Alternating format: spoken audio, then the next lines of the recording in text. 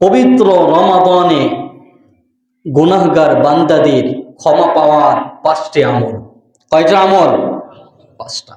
এই যে আমরা এত গুনাহ করেছি, লাইলাতুন নিসফি মিন শাবান পেয়েছি, এরপরেও আমরা যারা নিজেদের জীবনের গুনাহগুলো ক্ষমা করাতে পারিনি, তাদের জন্য এই বছরের শেষ একটা সুযোগ, সেটি হচ্ছে এই 5টা আমল যদি আমরা করতে পারি পরিপূর্ণভাবে, তাহলে আল্লাহ রাব্বুল আলামিন আমাদের জিন্দেগির সকল গুনাহগুলো মাফ করে দিবেন।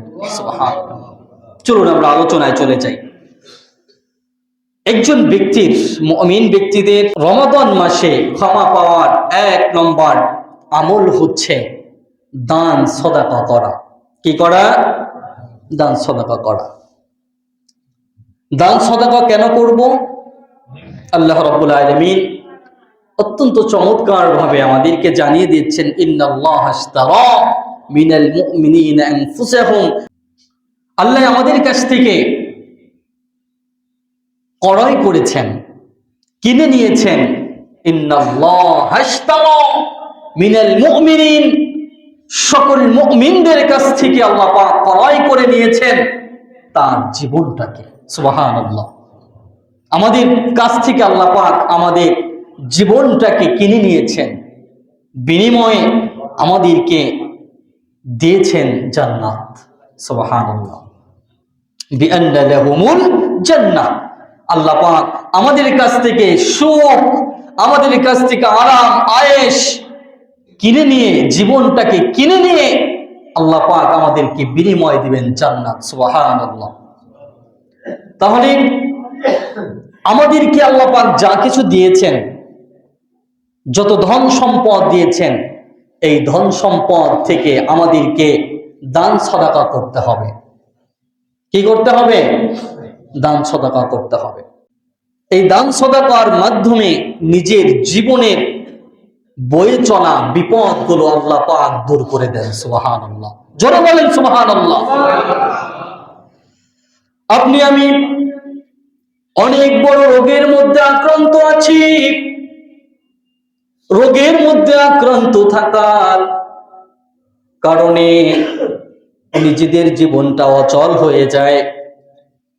যখনই আমরা দিনের পথে এতিমদেরকে, মিসকিনদেরকে এবং লিল্লাহ পড়িয়ে যতগুলো দান সদাকার খাত আছে, সেইগুলোতে যখন আমরা দান করব, দান করার কারণে আমাদের যতগুলো রোগ আছে, বালা আছে, যতগুলো বিপদ আপত্তি আছে, এই দান সদাকার মাধ্যমে আল্লাহ রাব্বুল আলামিন আমাদের জীবন থেকে রোগ ব্যাধি এবং বিপদকে আল্লাহ দূর করে নেন। সুবহানাল্লাহ। বিপদ দূর হচ্ছে না, সদাকা করেন, দান করেন, বিপদ আল্লাহ পাক দূর করে দিবেন। সুবহানাল্লাহ। তাবুক যুদ্ধে যখন ইসলামের ধন সম্পদ টান পড়ে গিয়েছে, যখন আর্থিক অবস্থা ভাটা লেগেছে, তখন বিশ্বনবী হযরত মুহাম্মদুর রাসূলুল্লাহ সাল্লাল্লাহু আলাইহি ওয়াসাল্লাম সকল সাহাবীদেরকে বললেন, ও আমার সাহাবীরা, তোমাদের সম্পদ থেকে আল্লাহর রাস্তায় ইসলামের জন্য তোমরা দান করো। এই কথা বলার পরে সাহাবীরা সকলেই বৈঠক থেকে যার যার স্থানে চলে গেলেন। স্থানে যাওয়ার পরে আবার যখন সকলে মিলে নবীজির মজলিসের মধ্যে বসলেন, বসার পরে বিশ্ব নবীজি জিজ্ঞেস করলেন, ও আমার সাহাবীরা, তোমরা আমার জন্য, ইসলামের জন্য কি এনেছো?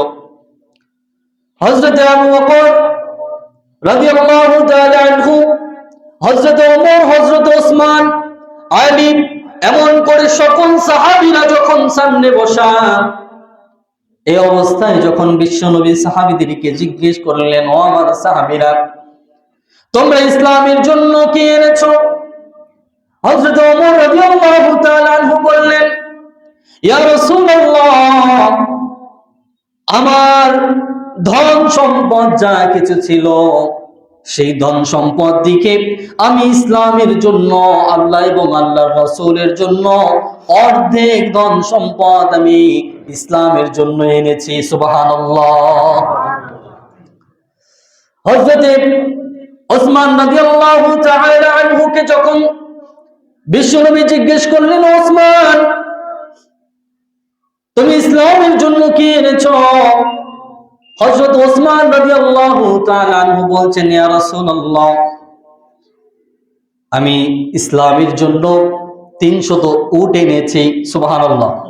জোরে বলেন সুবহানাল্লাহ। শুধু তাই নয়, 50টি ঘোড়া এনেছি এবং 1000 দিনার স্বর্ণ মুদ্রা আমি ইসলামের জন্য এনেছি। সুবহানাল্লাহ।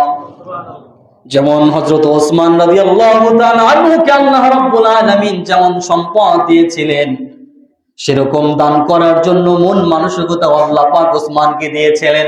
এর জন্য ইসলামের মধ্যে বিশ্ব নবীজি ওসমান রাদিয়াল্লাহু তাআলা আনহুকে গণী উপাধিতে ভূষিত করেছেন। সুবহানাল্লাহ।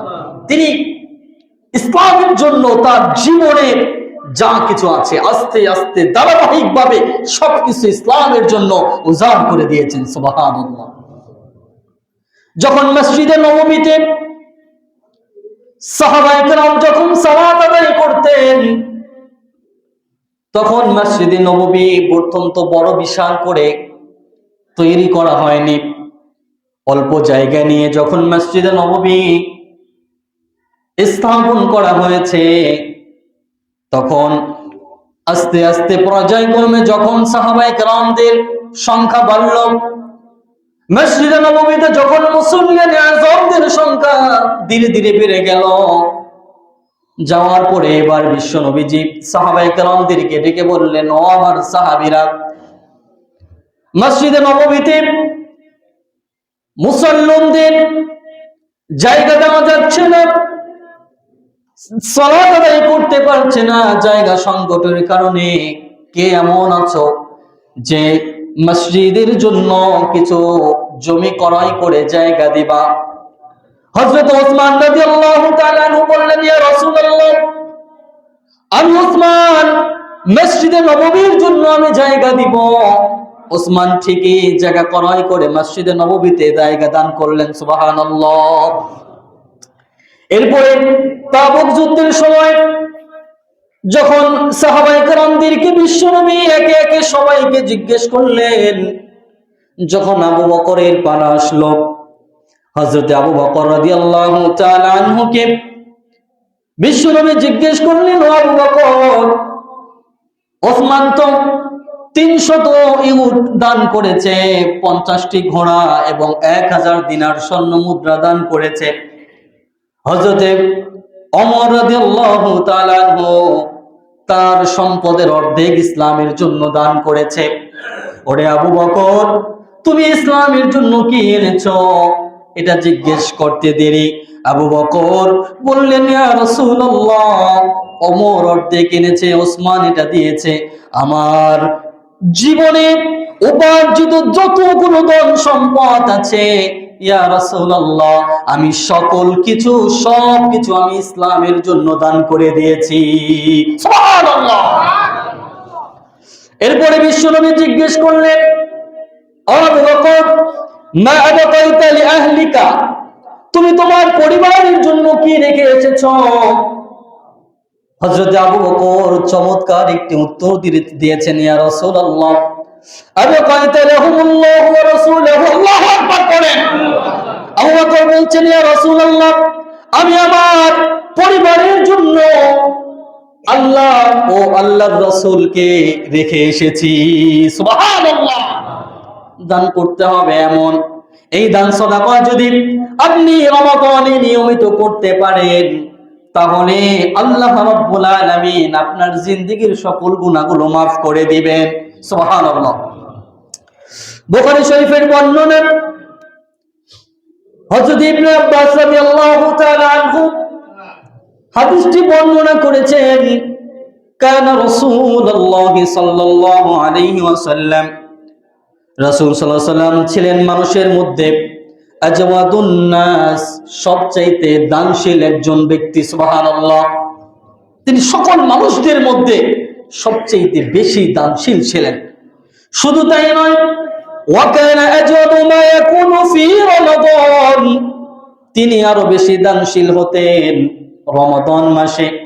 যখন ওয়া কানা ইয়ালকাহু ফি লাইলাতিন মিন রমাদান ফায়ুদারিসুহুল কুরআন, যখন জিবরাইল আমিন রমাদান মাসের রাতের অন্ধকারে যখন এসে রাসূল সাল্লাল্লাহু আলাইহি ওয়াসাল্লামকে কোরআনের দার্স দিতেন, যখন কোরআন বিশ্বনবীকে পড়ানো হতো, কোরআনের ব্যাখ্যা বিশ্লেষণ যখন বিশ্বনবীকে শোনানো হতো, এর কারণে বিশ্বনবী সাল্লাল্লাহু আলাইহি ওয়াসাল্লাম ফালা রাসূলুল্লাহি আজওয়াদু বিল খায়রি মিনার রিহিল মুরসালাহ, এর কারণে জিবরাইল আমিনের দাস দেওয়ার কারণে বিশ্বনবীজি রমাদান মাসে আরো বেশি দানশীল হয়ে যেতেন, সুবহানাল্লাহ। যা কিছু আছে বিশ্বনবীর, যতগুলো অসহায় মানুষ আছে, এতিম মিসকিন আছে, মসজিদ আছে, এবং দার্সের যতগুলো স্থান আছে, সদকায়ে জারিয়ার যতগুলো খাত আছে, সেই খাতগুলোতে বিশ্বনবী সাল্লাল্লাহু আলাইহি ওয়াসাল্লাম দান করতেন, সুবহানাল্লাহ। তাহলে আমরা দান করব তো ইনশাআল্লাহ? দান করবেন তো ইনশাআল্লাহ? যত এতিম আছে সেই এতিমদেরকে আমরা দান করব, যত মিসকিন আছে মিসকিনদেরকে আমরা খাবার জোগাড় করব ইনশাআল্লাহ। যারা সাহারি করতে পারে না, ইফতার করতে পারে না, আমরা তাদেরকে সাহারি করাবো, ইফতার করাবো। বিশ্বনবী সাল্লাল্লাহু আলাইহি ওয়াসাল্লাম বলেছেন, কেউ যদি ইফতারের সময় একজন রোজাদার ব্যক্তিকে একটা খেজুর ইফতার করায়, সারা দিনে রোজা রাখার কারণে ওই রোজাদারের যতটুকু সওয়াব হয়েছে, আল্লাহ রাব্বুল আলামিন ইফতার করানোকারীকে তার আমলনামায় ততটুকু পরিমাণ সওয়াব আল্লাহ পাক দিয়ে দেন, সুবহানাল্লাহ। তাহলে আমরা ইফতার করাবো তো ইনশাআল্লাহ? 2 নাম্বার, রমাদান মাসে নিজেদের গুনাহগুলো ক্ষমা করার 2 নাম্বার আমল হলো ঈমান ও আশা নিয়ে আমাদের রোজা রাখতে হবে। শুধু আমরা রোজা রাখবো কিন্তু আমাদের ঈমান থাকবে না, সেটাও হবে না। আবার আমাদের ঈমান আছে কিন্তু রোজা রাখবো না, সেটাও কিন্তু পরিপূর্ণ হবে না, হবে না। বিশ্বনবী সাল্লাল্লাহু আলাইহি ওয়াসাল্লাম বলেন, হাদিসটি মুসলিম শরীফ এবং বুখারী শরীফের উভয় কিতাবের মধ্যে বর্ণনা এসেছে। বিশ্বনবী সাল্লাল্লাহু আলাইহি ওয়াসাল্লাম বলেছেন, মান সামা রমাদান ঈমানান ওয়া ইহতিসাবান গুফিরা লাহু মা তাকদ্দামা মিন যামবি, সুবহানাল্লাহ পড়েন। বিশ্বনবী বলেছেন, যে ব্যক্তি ঈমান ও সওয়াবের আশা নিয়ে রমাদানের রোজা রাখে, তার পূর্বের গুনাহগুলো আমার আল্লাহ মাফ করে দেন, সুবহানাল্লাহ। গুনাহ ক্ষমা করে দিতে পারছি না, টেনশনে আছি, চিন্তায় আছি, চিন্তার কোনো কারণ নাই। সওয়াবের আশায় একমাত্র আল্লাহকে দেখানোর জন্য আমাদের রোজা রাখতে হবে। কাকে দেখানোর জন্য? জোরে বলতে হবে, কাকে দেখানোর জন্য? নাকি মানুষকে দেখানোর জন্য রোজা রাখবো? হ্যাঁ, মানুষের সামনে বলবো আমি রোজাদার, কিন্তু বাড়ির মধ্যে গিয়ে দরজা লাগিয়ে দুপুরের খাবার খাবো, লাঞ্চ করব মুরগির গোশত দিয়ে, গরুর গোশত দিয়ে, এমন লোক সমাজে আছে না নাই? জোরে বলতে হবে, আছে না নাই? শুধু তাই নয়, সারা বছর পর্দা করে না, কিন্তু যখনই রমাদান আসে তখন বাজারের কিছু হোটেল এবং টন দোকানগুলোতে আল্লাহর কুদরতি ভাবে কিছু কিছু লোক পর্দা দিয়ে, কাপড় দিয়ে ঢেকে দেয়, আছে না নাই? জোরে বলতে হবে, আছে না নাই? এরকম যদি আপনাদের মধ্যে থাকে আজকে বাদ দিবেন। যদি কেউ করে ওর ঠ্যাং ভাঙবেন আগে। ও নিজেও তো রোজা রাখেন, আরো 10 জনের রোজা না রাখার ব্যবস্থা করে দেয়। কথা বলেন ঠিক না বেঠিক? আছে না? আপনারা মনে হয় দেখেন না, আপনারা তো থাকেন একেবারে কোনাতে, ধুজিতে, তো একেবারে কি বলে গাছ গাছালিতে আবদ্ধ হওয়া সবুজ শ্যামল গাছের নিচে আপনারা অবস্থান করেন। হাট বাজারে তো অত যান না, দেখবেন কিভাবে? নাকি নাকি আপনারাও দেখছেন? দেখেন না? টন দোকানে কাপড় দিয়ে পর্দা লাগিয়ে ওটার মধ্যে মুসলমান নামধারী মুসলমান নামধারী গাদ্দার গুলো ইসলামের ফরজ বিধান রোজা ভঙ্গ করে ওরা ওখানে ইফতার সাহারি করে, আসে না নাই? এইগুলো করা যাবে না। এইগুলো যারা করে এবং যারা এইগুলো দেখেও প্রতিবাদ না করে, তারাও সমপরিমাণ গুনার ভাগীদার হবে। কথা বলেন ঠিক না বেঠিক? যারা করেছে তারা তো গুনার ভাগীদার হবে, যারা করে বাধা দিচ্ছে না তারাও গুনার ভাগীদার হবে। অন্যায় দেখে যদি আপনি প্রতিবাদ না করার পরিকল্পনা করেন, তাহলে কিন্তু সমপরিমাণ গুনার ভাগীদার আপনি হবেন। অন্যায় যেখানেই দেখবেন সেখানে আপনাকে প্রতিবাদ করতে হবে। যদি প্রতিবাদ করার মতো সামর্থ্য আপনার না থাকে, তাহলে আপনাকে মুখ দিয়ে কথা বলে আপনাকে এটাকে প্রতিহত করতে হবে। যদি সেটাও আপনার ক্ষমতা না থাকে, অন্তরে আপনাকে ঘৃণা করতে হবে, তাহলে আপনি সঠিক মুসলমান হবেন। আর যদি আপনি ঘৃণাও না করেন, আপনি কথা দিয়েও তাদেরকে বাধা না দেন, হাত দিয়ে প্রতিহত না করেন, এই প্রতিহত না করার কারণে আপনার আমলনামাও ওই অন্যায় করার সমপরিমাণ গুনাহ আপনার আমলনামায় উঠে যাবে। কিয়ামতের দিন যখন আল্লাহ রাব্বুল আলামিন রোজাদার ব্যক্তিদেরকে পুরস্কৃত করবেন, আপনারা জানেন না যে আল্লাহ পাক কিয়ামতের দিন নিজ হাতে রোজাদারদের পুরস্কার দিবে না? আপনি সারা বছর রোজা রেখেছেন, 30 বছর হয়েছে আপনার রোজা ফরজ হয়েছে, আপনি 30 বছরে 30টা রমাদানেই আপনি সম্পূর্ণ পরিপূর্ণ রোজা রেখেছেন, কিন্তু কিয়ামতের দিন আল্লাহ পাক আপনাকে পুরস্কৃত করলেন না। কি ব্যাপার? আল্লাহ তো ওখানে আপনাকে ওয়াদা দিয়েছিলেন, রোজা রাখার কারণে আল্লাহ রাব্বুল আলামিন আপনাকে পুরস্কৃত করবেন, কিন্তু কেন করলেন না, কেন করছেন না? তখন আপনি হাই হুতাশ হয়ে যাবেন। ফেরেশতারা তখন আপনাকে মনে করিয়ে দিবে, ও যে গোপালপুর বাজার, ভুরঘাটা বাজার, কালকিনি বাজার, এরপরে এইদিকে ডাসার বাজার, এইদিকে কি আছে পাথুরিয়াপার বাজার, এই বাজারগুলোতে যখন মুসলমান নামধারী গাদ্দার গুলো রোজা ফরজ বিধানগুলো না মেনে যখন তোমার দোকানে গিয়ে চা খেয়েছিল, বিস্কুট খেয়েছিল, তোমার হোটেলে গিয়ে পরোটা খেয়েছিল, ভাজি খেয়েছিল, ভাত খেয়েছিল, কোরমা পোলাও খেয়েছিল, বিরিয়ানি খেয়েছিল, আবার কিছু কিছু লোকদের বিষয় এমন আসবে, ওই যে তোমার এলাকার বাজারগুলোতে যেই বেরোজাদার গুলো আছে, তারা দিন দুপুরে যখন পানাহার নিষেধ ছিল, ওই দুপুর বেলাও যখন তারা পানাহার করেছে, এর কারণে যখন তুমি বাধা দাও নাই, বাধা না দেওয়ার কারণে ওই বেরোজাদারের সমপরিমাণ গুনাহ তোমার আমলনামায় দেওয়া হয়েছে। সুতরাং পুরস্কার তুমি পাইবা না। খালি রোজা আপনি রাখবেন, রেখেই যাবেন, আমল শুধু করবেন আর করেই যাবেন। আপনার সন্তান রোজা রাখছে না, আপনার সেই খবর নাই।